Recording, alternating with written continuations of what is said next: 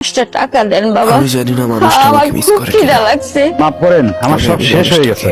বাবা রে, দেন প্রতিটা না মুহূর্তে 500 miss টাকা, ভিক্ষুকে ফিরাইতে নাই বাবা। মা, মা তুমি এখানে? কে তুমি বাবা? হ্যাঁ, আমারই মা কই ডাকলা কে? মা, আমি তোমার শিপন। তুই এখানে আসলি কেমন করে? তুই না বিদেশে ছিলি? আমি তোমাদের সারপ্রাইজ দেবো বলে কারো কিছু না বলে দেশে আসছি, কিন্তু আমি নিজেই বড় সারপ্রাইজ হয়ে গেলাম মা। আমার বউ আমার বাড়ি থেকে বাইর করে দিছে মা।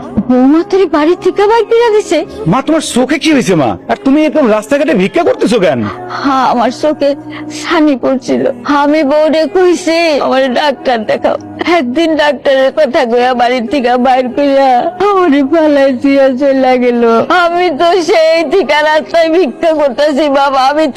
আমি তো অন্ধ মানুষ, আমি তো বাড়ি ঘর চিনি না, তাই যাইতেও পারি না মা। তুমি আমার একটাবার ফোন দাও না কেন মা? আমি কি তোর নাম্বার জানি যে তোরে কল দেব? আমার বড় ভুল হয়ে গেছে মা। আমি তোমার কাছে সরাসরি কোনো খবর নেই নাই, তোমার খবর নিয়েছি তোমার বৌমার কাছ থেকে। ও সবসময় বলছে তুমি ভালো আছো। আমি বড় অন্যায় করে ফেলছি মা। আমার না সব শেষ হয়ে গেছে। আমি এখন রাস্তার ভিখারি মা। আমরা ভিখারি না, আমি জানতাম আমার পোলা একদিন ফিরাইবো। আমার পোলা পয়সা আছে, এই তো আমার পোলা ফিরাইছে। এখন আমার সে বড় লোক আর কেউ না। যার মা পয়সা আছে সে কেন ভিখারি হইব বাবা? তুমি এখানে? তোমার মা কোথায়? বৌমা, তোমার এই অবস্থা কি করে হলো? আমার মাফ করে দাও। সারারাত কইছিলে তুমি? আমার ফোনটা ধরো নাই কেন? ফোন ধরি নাই কেন? এই কফিউত তোরা আমার দিতে হইব। তুমি আমার সাথে এমন ব্যবহার করতেছো কেন? আর এই মেয়েটাকে?